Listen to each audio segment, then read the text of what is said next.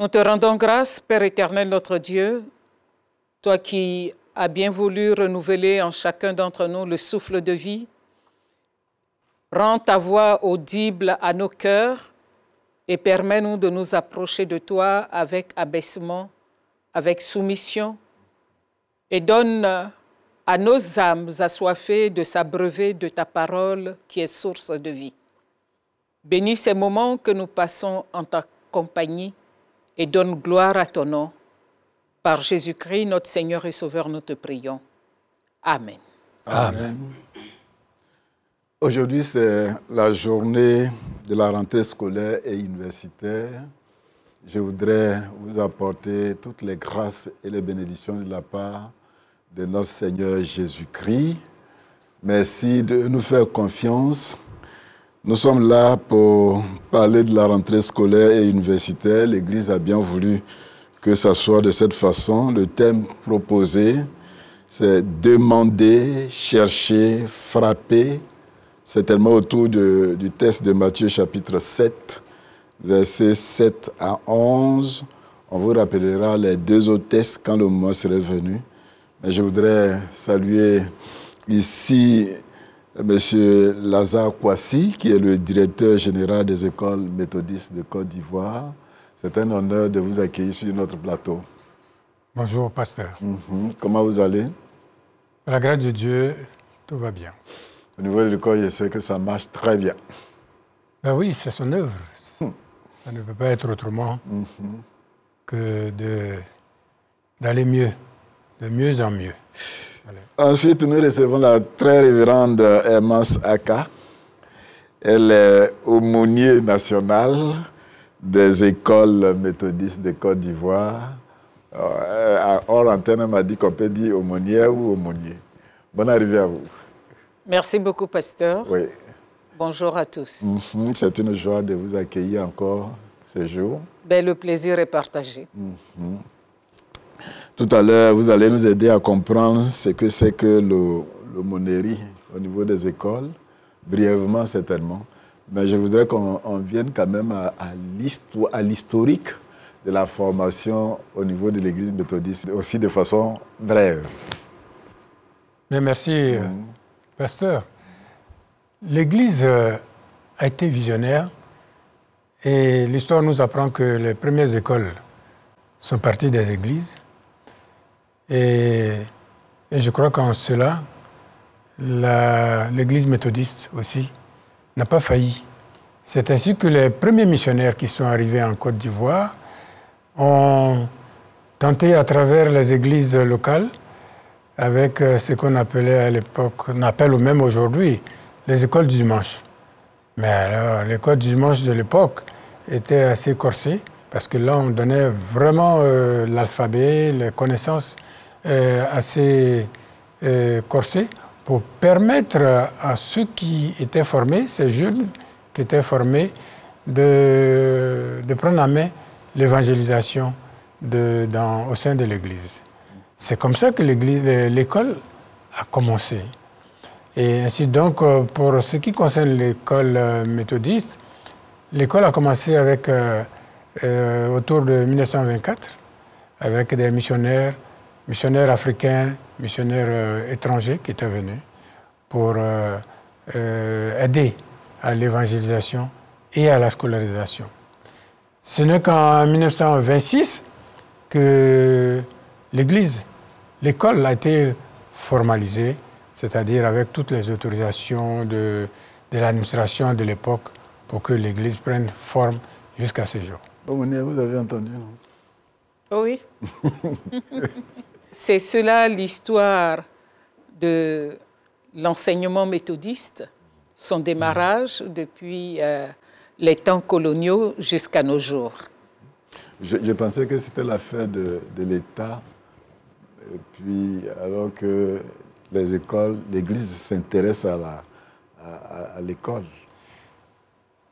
Mais les missionnaires qui sont arrivés, ils avaient, j'allais dire, ils étaient porteurs d'autres missions.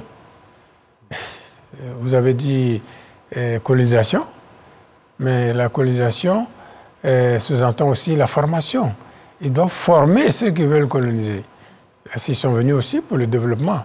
D'aucuns disent même que c'était les premiers qu'on a envoyés pour commencer à nous coloniser, si on peut ainsi le dire, à travers l'Évangile. Et puis petit à petit, on a connu ce que nous connaissons aujourd'hui. Oui.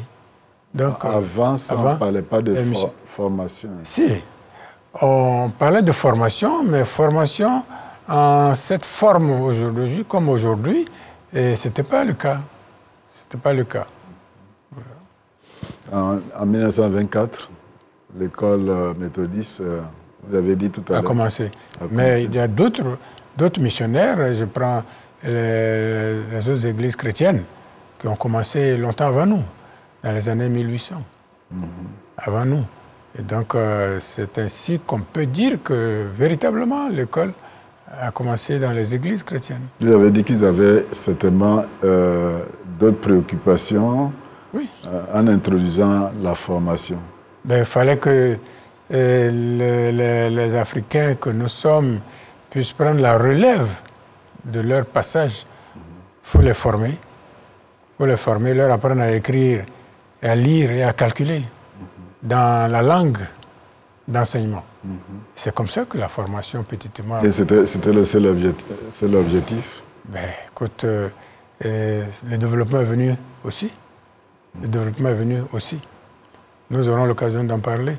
Vous savez qu'il y a des peuples qui n'ont pas connu ce genre de pénétration et qu'on appelle aujourd'hui dans certains pays les peuples autochtones. Et vous savez comment est-ce qu'ils vivent? Parce qu'ils n'ont pas eu cette formation. Ils avaient reçu une formation de leur terroir. Mais avec l'arrivée de la colonisation, nous avons reçu une autre formation qui nous permet d'être aujourd'hui, de parler, vous et moi. Une langue étrangère. Si on voulait faire la comparaison par rapport à ceux et nous, c'est une bonne chose. C'est ça. Par rapport aux autochtones que vous avez dit. Aux autochtones, vous savez, mon frère, que nous les considérons comme pas développés.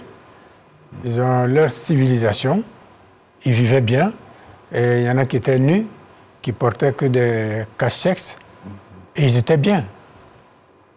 Ils étaient bien. Mais aujourd'hui, les choses ont bien évolué. Bien évolué avec la pénétration de la formation que nous connaissons aujourd'hui et avec les premiers missionnaires qui sont arrivés et ensuite. Ensuite, l'école méthodiste, en 1924, on peut connaître les premières écoles. Alors, on nous parle des premières écoles, on nous parle des écoles de Grand Bassam et puis de Dabou et de Grand Laou. Voici quelques noms, lorsque nous posons des questions aux sachants, ce sont les noms qui nous sont donnés. Voilà. C'était pas aussi développé que ça? Non. C'était vraiment très, j'allais dire, rudimentaire. Et puis ceux qui enseignaient, on les appelle, c'était des moniteurs qui à peine avaient le CEP et c'est eux qui enseignaient dans ces écoles-là. Mais c'était assez... ils étaient bien formés, ils formaient bien. À cette époque, vous avez le CEP, vraiment, vous êtes un grand cadre. Vous êtes un grand diplômé à cette époque. Vous avez le CEP. Nous, jusqu'à une date récente, nous, lorsqu'on avait le CEP, c'était la fête dans le village. C'est un diplôme qui était considéré, mais avec l'évolution, avec le développement, aujourd'hui, rares même sont les enfants qui sont fêtés avec le baccalauréat. D'accord. Si on fait une comparaison aussi là, CEP aujourd'hui avec les bacheliers, il y a une grande différence. Beaucoup. Une très grande différence. Une très grande différence, oui. Voilà. À cette époque, on ne parlait pas de monnerie? Oh, jusqu'à une date assez récente, je pourrais dire. Parce que après la pénétration des missionnaires qui ont accompagné les colons pour installer leur base, et qui a permis aussi à l'école de prendre son envol, je pourrais dire. Les formations se faisaient, mais on ne pouvait pas parler véritablement d'aumônerie, puisqu'il y avait les Sunday Schools qui se tenaient. Mais c'est beaucoup plus tard que l'Église a senti la nécessité d'accompagner l'institution en la dotant d'une aumônerie. J'allais commencer par là pour dire, ça veut dire quoi, l'aumônerie, c'est quoi, pour ceux qui nous regardent. L'aumônerie, c'est, je pourrais dire, un outil d'accompagnement spirituel que l'Église a voulu doter nos écoles. Elle s'occupe de tout ce qui est animation spirituelle au sein de l'établissement en regroupant tous les acteurs de l'école. Ce n'est pas seulement les enfants, les élèves que nous accueillons, mais c'est l'ensemble du personnel enseignant, non enseignant. Je pourrais dire même qu'il y a par moment les familles qui sont touchées parce que nous accueillons des enfants qui sont issus de familles soit chrétiennes ou non chrétiennes, et tout cet ensemble-là est touché par la présence de l'aumônerie. Donc, à travers l'aumônerie, l'Église matérialise sa présence au sein de l'enseignement qui est donné. Elle accompagne le système éducatif ivoirien en mettant à la disposition de tout enfant de cette nation une formation de qualité, une formation qui est dite holistique parce qu'elle prend en compte tout homme et tout l'homme. Et donc, il y a aussi, à travers l'aumônerie, une sensibilisation qui est faite pour servir de témoignage. Et donc, à travers le témoignage, il y a l'annonce de l'Évangile qui est faite et permettre également à quiconque n'a pas eu l'occasion d'être en contact avec la parole de Dieu, de pouvoir être en contact avec elle. À ce propos, certains se plaignent. Bon, ils peuvent se plaindre. Vous voulez faire de nous des chrétiens? Ah non, non, loin de nous de faire du prosélytisme dans les écoles. L'école, c'est l'école. L'école n'est pas la paroisse. Il y a une différence entre l'école et l'église, ou si vous voulez, l'église locale que l'on fréquente. À l'école, vous avez toute une panoplie de personnes. Il y a des chrétiens catholiques, des chrétiens évangéliques, pentecôtistes, de tous bords. Et vous avez aussi des musulmans, vous avez des bosonistes, etc., etc. Donc, à l'école, c'est tout un brassage de personnes. Mais c'est notre façon d'être en tant qu'école confessionnelle.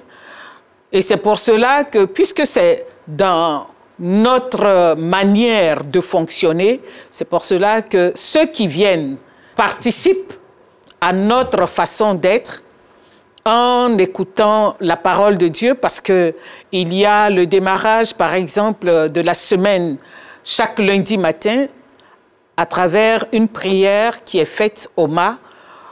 Dans cette prière, il y a une méditation basée sur, par exemple, un passage biblique qui a trait à l'actualité du moment, qui peut être une manière d'inciter l'élève à travailler, parce que notre Dieu est un Dieu d'excellence.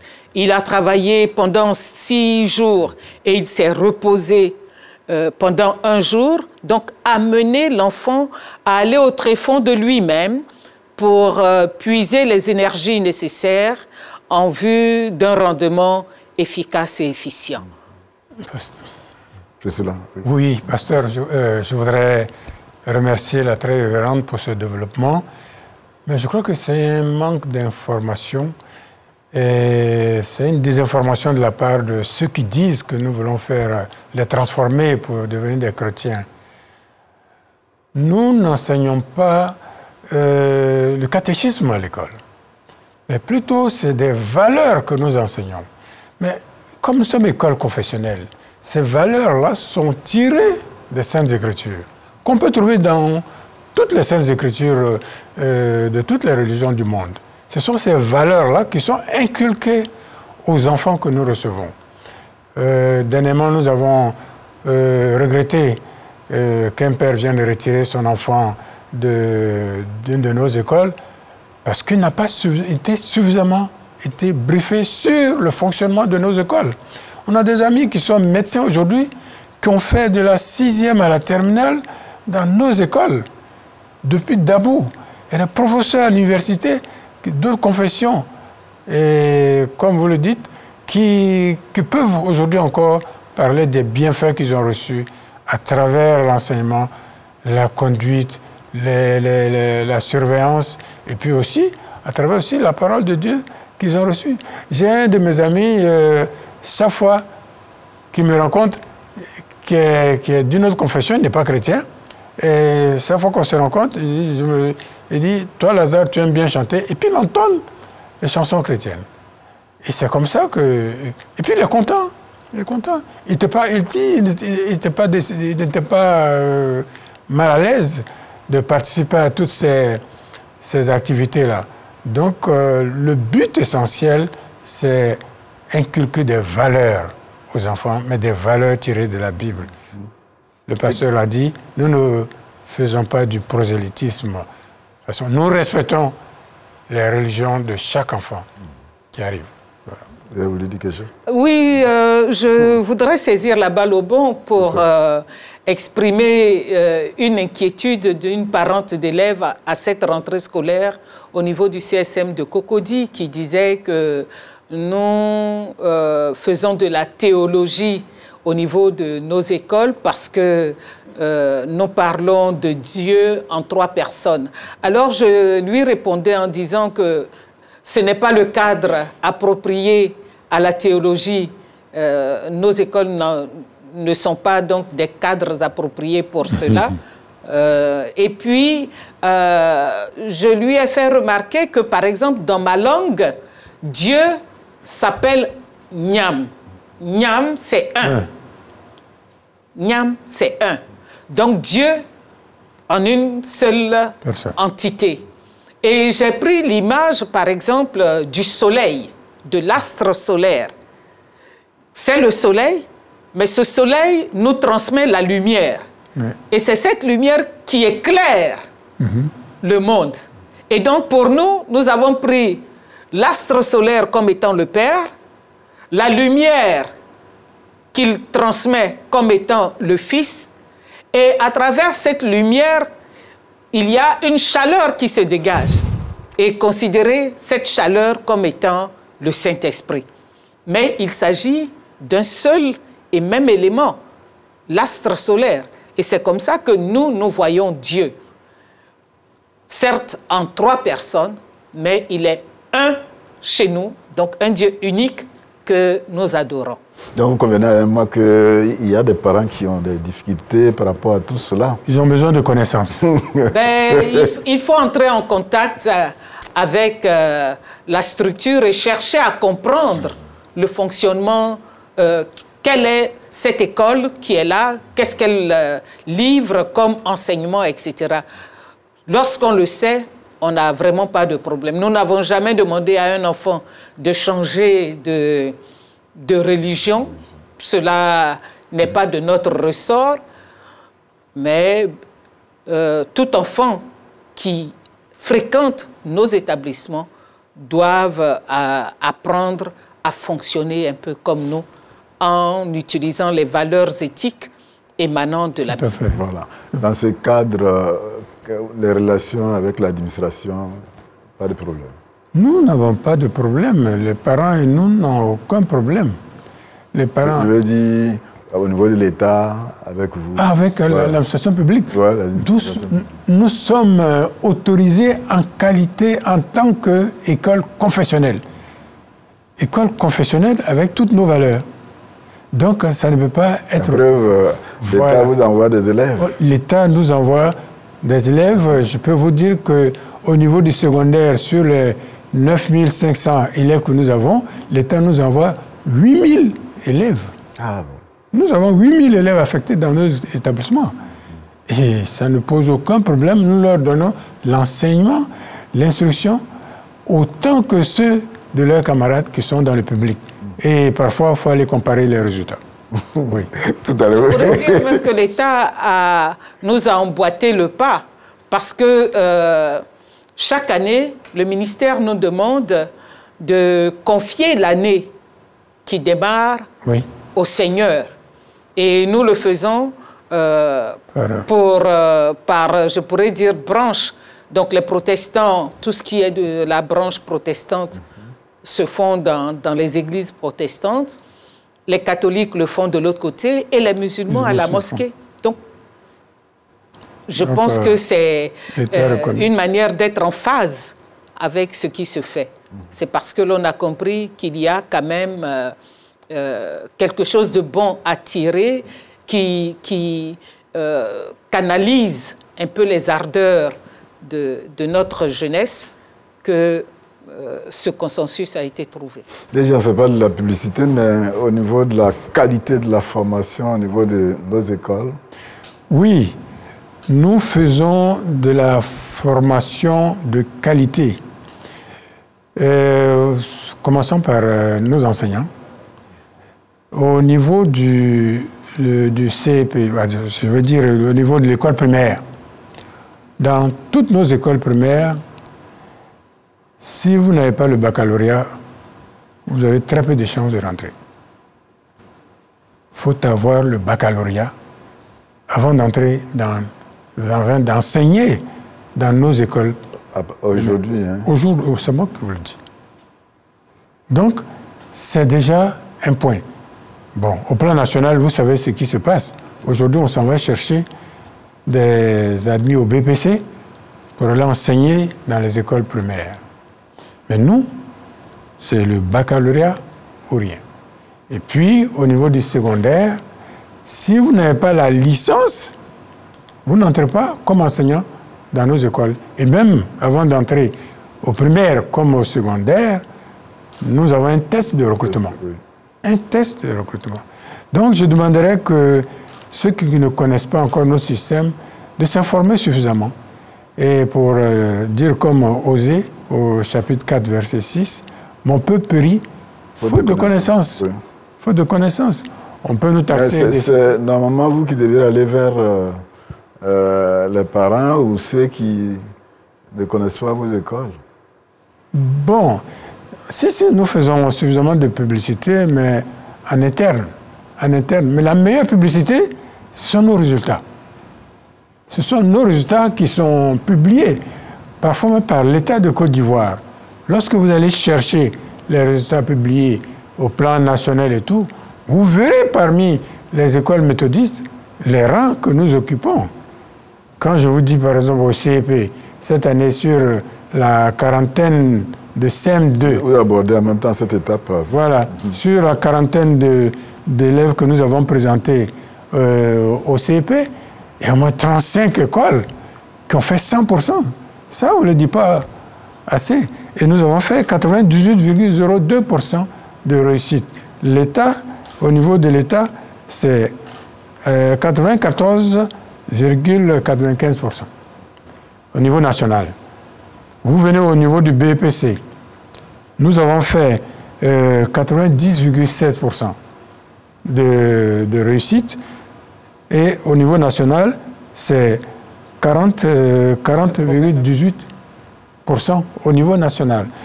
Mais allez-y, regardez dans les draines. Dans les draines, la position de nos écoles, c'est bon à savoir. Et au niveau du baccalauréat, nous sommes à 68,15% de réussite. Au niveau national, c'est 34,17% de réussite. Et avec au baccalauréat comme au BPC, dans certaines régions, je vais parler des directions régionales, nos écoles sont les premières dans leur région, ou encore deuxième. Et parmi encore nos élèves, nous avons des majors au CP, des majors, je parle au plan national, et puis des majors au BPC. S'ils ne sont pas vice-majors, ils sont majors au BPC. C'était le cas de certains de nos élèves qui ont été primés par la première dame, qui ont participé à une sortie en France et tout ça. Ils vont dire qu'on fait de la publicité, voilà. Mais il a voulu qu'on le dise parce que la qualité de l'individu même est importante de la nation. Tout à fait. Bien formé. Tout à fait. L'État bénéficie. Tout à fait. Voilà. Tout à fait. Le travail que nous faisons, c'est pour produire des citoyens, de bons citoyens, de hauts cadres de ce pays, pour faire avancer le développement dans notre pays. C'est ce travail que nous nous efforçons de faire, avec les moyens que nous engrangeons. Voilà. On arrive aux moyens. Oui. Vous en avez.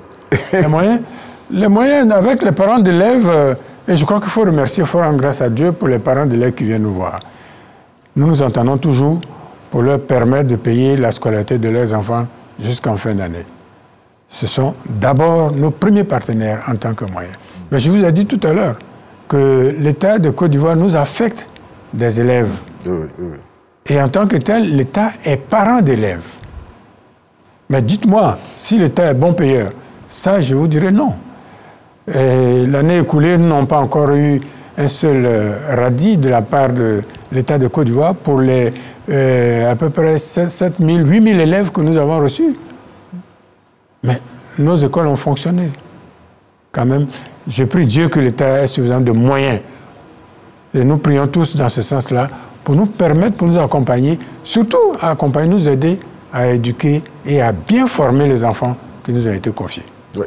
Voilà. On va louer le Seigneur en chantant un cantique avec la chorale.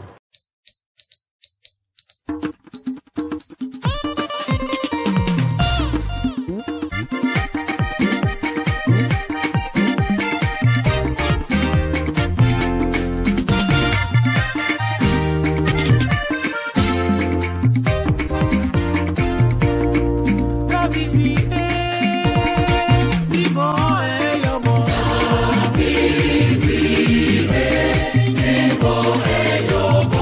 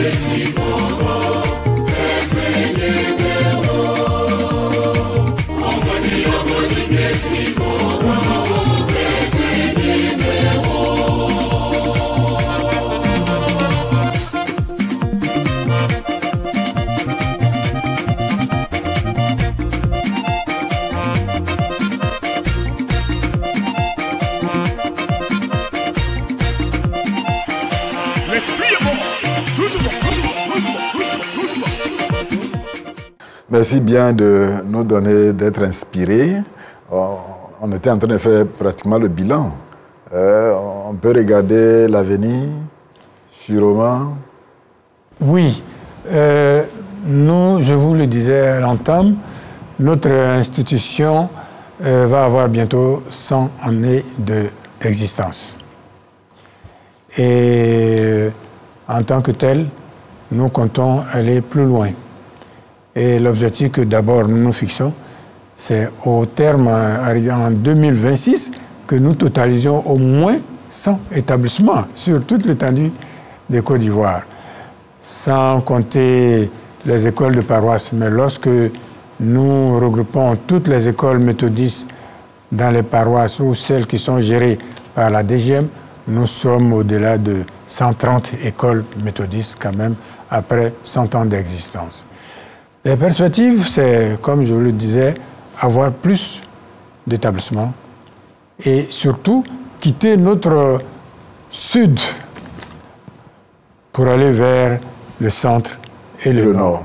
Oui. Et là, des parents d'élèves nous réclament. Des frères et sœurs de cette zone-là nous réclament.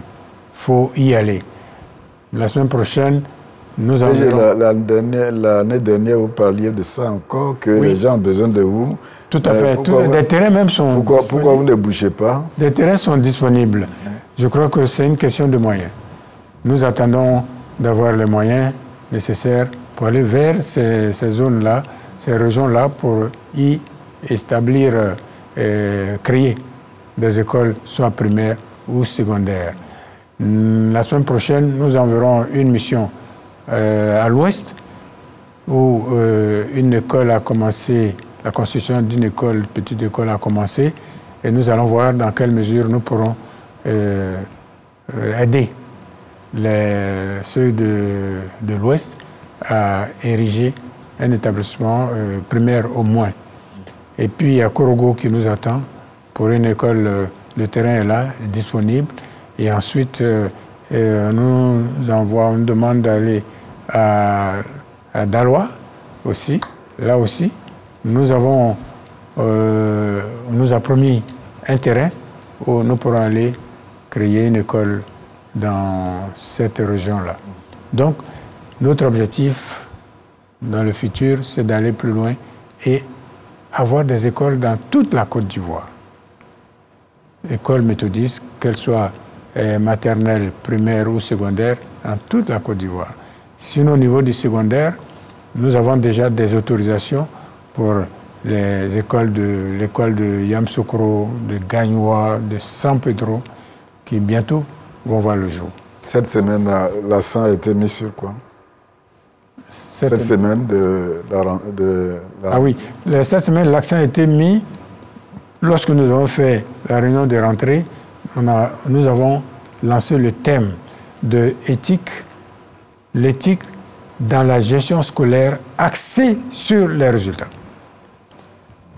L'éthique dans la gestion scolaire axée sur les résultats. Qu'est-ce que ça veut dire? Oui, nous exhortons nos enseignants, nos formateurs à faire un travail propre vis-à-vis des enfants, mais surtout avoir des résultats excellents, plus excellents que les années écoulées. C'est dans ce sens-là que nous travaillons, parce que nous sommes envahis par des fléaux, et je voudrais sincèrement demander à chaque enseignant, nous demandons à chacun de nos collaborateurs de travailler de façon à éradiquer ou à repousser ce genre de fléaux qui ont tendance à envahir nos écoles. Ça aussi, c'est notre devoir de formateurs, d'éducateurs, et particulièrement au niveau de l'aumônerie. Oui, très bien.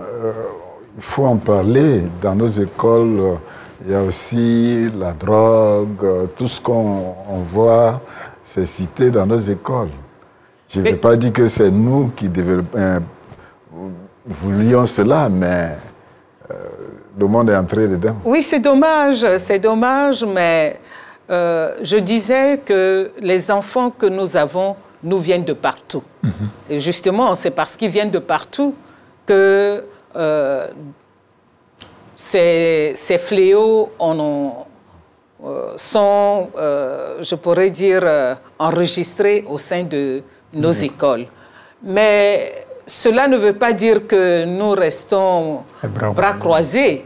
Justement, c'est à travers cet enseignement que nous essayons de donner des outils de défense aux enfants en leur donnant un enseignement qui indique que tel élément ou telle chose est néfaste pour la vie, pour la croissance, pour le plein épanouissement spirituel que tel autre. Et les enfants, je pense, nous écoutent. C'est vrai que tous ne font pas l'unanimité dans l'écoute des conseils qui leur sont prodigués, mais nous faisons l'effort de pratiquer cette pédagogie de Dieu qui consiste à dire et à répéter avec amour, avec patience, mais le dire toujours pour essayer d'arracher ne serait-ce qu'une âme entre les griffes de tous ces prédateurs que sont la drogue, les stupéfiants, l'alcool, le tabac, le sexe, parce que on parle de la tontine. Oui, des tontines. Des tontines sexuelles, etc., ou même des relations sexuelles précoces qui engendrent les grossesses en milieu scolaire, etc. Donc, ce sont là autant de fléaux, les mauvaises compagnies qui vous amènent parfois à faire des fugues ou à ne pas être assidus au cours et tout ça. Ou même, ça peut être d'autres fléaux, par exemple des pandémies comme le VIH-Sida, permettre aux enfants d'avoir des outils de défense pour pouvoir se prendre en charge. Et les impliquer en les amenant à prendre leur part de responsabilité dans l'apprentissage qui est le leur. C'est en cela que chaque enfant devient, si vous voulez, lui-même responsable de sa propre vie et prend soin de lui-même et essaie aussi de veiller sur l'autre parce que nous vivons en communauté et comme on vit en communauté, il est bon de prendre soin de soi-même et de veiller aussi sur l'autre. Déjà, tout à l'heure, vous avez absolument lancé l'appel dans ce cadre-là, mais ce matin, on est à Ebenezer pour le culte de clôture. Tout à fait. Le culte de clôture, cette année, nous sommes à Ebenezer, dès ce matin, pour 2 raisons. Parce que nous avons une école à Ebenezer, et nous savons que la communauté d'Ebenezer et d'Adjamé en général, la communauté a été éprouvée avec tous ces déguerpissements que nous avons connus. Et il fallait aller à Ebenezer. Nous y sommes pour pouvoir non seulement récompenser nos meilleurs élèves, mais aussi apporter notre soutien à cette communauté-là ce matin. C'est le message qui sera livré à Adjamé et Ebenezer. Demander, chercher, frapper. Oui, demander, chercher et frapper, tiré du texte de Matthieu 7, oui. Surtout le verset 7. Oui. Mais il n'est pas long, est-ce qu'on ne peut pas le lire? On peut le lire rapidement. Demandez et l'on vous donnera, cherchez et vous trouverez, frappez et l'on vous ouvrira. Car quiconque demande reçoit, celui qui cherche trouve, et l'on ouvre à celui qui frappe. Lequel de vous donnera une pierre à son fils s'il lui demande du pain? Ou s'il demande un poisson, lui donnera-t-il un serpent? Verset 11. Si donc, méchant comme vous l'êtes, vous savez donner de bonnes choses à vos enfants, à combien plus forte raison votre Père qui est dans les cieux donnera-t-il de bonnes choses à ceux qui les lui demandent? Oui, c'est le thème que l'Église a proposé en cette journée qui est consacrée à l'enseignement méthodiste. Demander, chercher, frapper. Ce sont 3 verbes qui sont des verbes, je pourrais dire, d'action.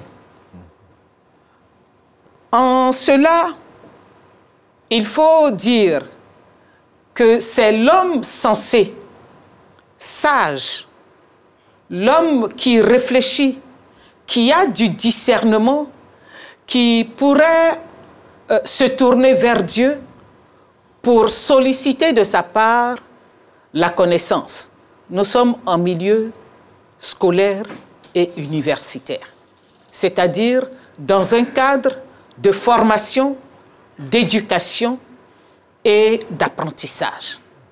C'est Dieu qui ouvre l'horizon intellectuel de l'individu. C'est lui qui donne accès à la connaissance parce que lui-même est la source de la science et de la connaissance.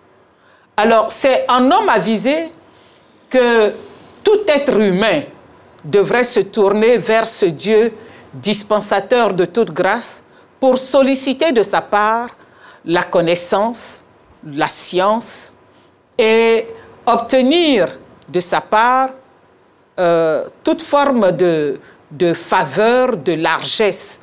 Il est dit dans Matthieu 6, 33, « Cherchez premièrement le royaume de Dieu et sa justice, et toutes choses vous seront données par-dessus. » Donc, dans ce thème qui parle de demander, le Seigneur nous demande de formuler des requêtes.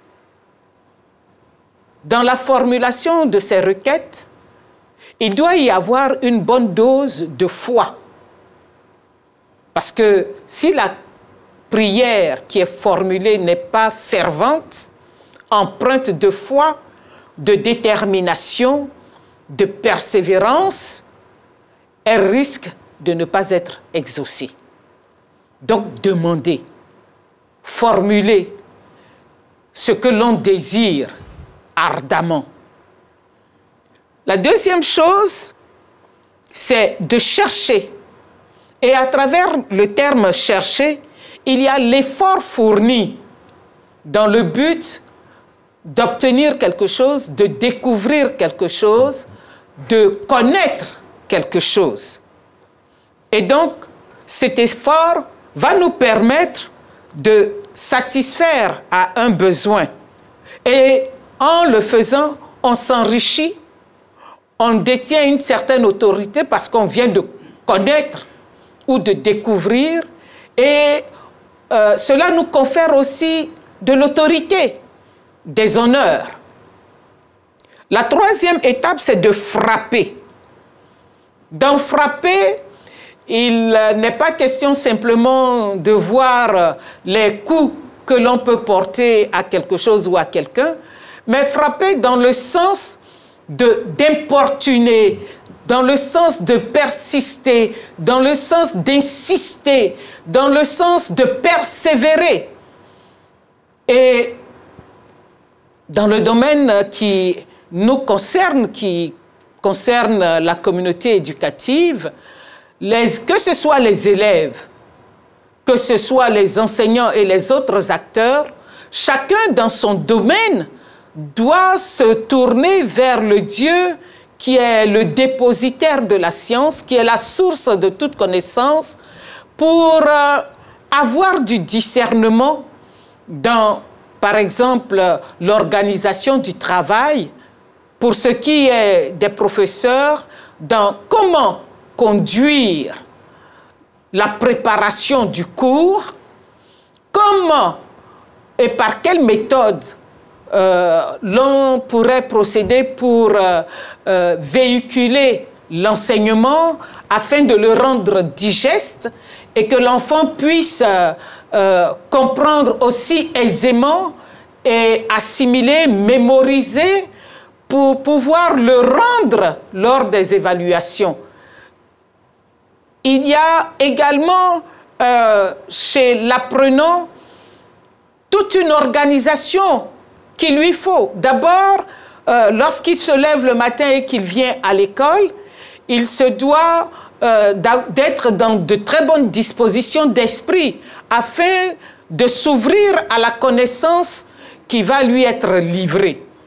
Et en classe, il doit dissiper autour de sa personne, dans son environnement immédiat et spirituel, toute force occulte qui pourrait l'amener à s'assoupir, à être distrait, mais plutôt à se focaliser sur l'enseignement qui lui est donné. Et donc, lorsqu'il le fait en classe, une fois rentré à la maison, il se doit de reprendre cela. Et donc, si vous voulez, cristalliser l'enseignement reçu dans sa mémoire, le garder en soi pour pouvoir le rendre à temps opportun. En cela, l'enfant doit s'organiser et pouvoir faire des révisions à temps opportun. Cela ne veut pas dire que parce qu'il y a école, il n'y a pas de temps de loisirs, mais ce sont de brefs temps de loisirs pour oxygéner l'organisme, oxygéner le cerveau, pour éliminer tout ce qu'il y a comme toxines. C'est pour cela aussi qu'il y a au niveau de nos écoles la discipline qui est l'EPS. Tout cela pour organiser tout le corps à être réceptif à l'enseignement qui est dispensé. D'ailleurs, lorsque à l'école, tout à l'heure nous avons parlé de certains fléaux qui frappent le milieu scolaire, mais pour nous en départir, il est bon de venir à la source de celui-là qui donne la meilleure éducation. Mon cher frère, je voudrais vous dire que l'apôtre Paul lui-même, dans Philippiens 4, 6, nous dit « Ne vous inquiétez de rien, mais en toute chose, faites connaître vos besoins à Dieu par des prières, par des supplications. » Et il ajoute « Et ce Dieu-là nous exauce ou nous accorde ce que nous lui demandons. » En d'autres termes, Dieu répond à nos prières. Dieu est celui-là qui n'est pas un Dieu sourd et qui n'a pas la main courte, qui n'a pas non plus l'oreille dure lorsque ses enfants lui adressent des cris de détresse. Que ce soit dans le milieu scolaire ou même ailleurs, l'on a besoin de l'appui de Dieu et l'on doit mettre Dieu au cœur de la formation, au cœur de notre apprentissage pour une formation réussie, pour un apprentissage, je pourrais dire, qui est prospère et qui est fructueux. En cela, les réponses peuvent varier. Dieu peut dire oui à une prière et l'exaucer dans l'immédiat, comme ce fut le cas de Salomon, qui sollicitait auprès de Dieu l'esprit de discernement, de sagesse, pour pouvoir gouverner le peuple de Dieu. L'Éternel lui a dit, je te l'accorde, mais puisque tu m'as demandé seulement la sagesse et l'intelligence, moi je t'ajoute autre chose. Je te donne autant de richesses et la Bible nous le dit. Jamais personne n'a été aussi aisé que Salomon, notre ancêtre. Il y a également aussi le fait que Dieu peut dire, oui, je voudrais bien te l'accorder, mais à temps attendre de nous s'il peut y avoir une certaine persistance. C'est le cas de cette femme cananéenne, par exemple, qui est venue importuner le maître. Quoiqu'elle ait été traitée de petit chien, elle est restée obstinée. C'est-à-dire qu'elle a montré au Seigneur l'intérêt d'obtenir quelque chose de sa part. Et parce qu'elle est restée persistante dans sa foi, qu'elle obtiendrait quelque chose de lui, vaille que vaille, elle a eu gain de cause. Le Seigneur lui a accordé ce qu'elle demandait. Mais Dieu peut également aussi dire non. Non est une réponse. C'est vrai que cela ne nous arrange pas. Nous aimerions que tout soit oui, oui, oui, oui, oui. Mais Dieu peut dire non quand cela n'est pas opportun. Quand cela ne nous sert pas, quand cela ne va nous desservir, quand cela n'est pas utile. Tout m'est permis, mais tout ne m'est pas utile. Bien-aimé, et c'est pour cela que, par exemple, dans le cas du jeune homme riche dans Luc 12, qui désirait acquérir le royaume ou la vie éternelle, le royaume des cieux ou la vie éternelle, il a égrené tout un chapelet de ce qu'il fait, de l'aumône qu'il fait, des prières qu'il adresse à Dieu, etc., du fait qu'il est en conformité avec la loi cléricale ou ecclésiale. Mais le Seigneur lui a dit, il te reste encore une chose. En d'autres termes, ce n'est pas encore le moment. Je dis non.